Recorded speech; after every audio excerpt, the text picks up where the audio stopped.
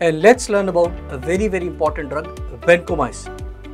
To remember everything about vancomycin, the mnemonic is vancomycin itself, where V stands for vancomycin, which is a glycopeptide antibody.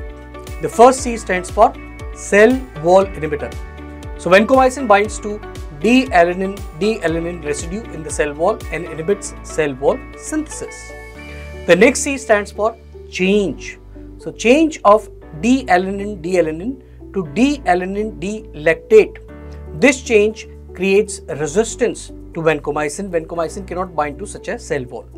Then we have N. N stands for no. No action of vancomycin on gram-negative bacilli including Pseudomonas. So remember friends, it acts only on gram-positive bacteria like Staph and Enterococcus.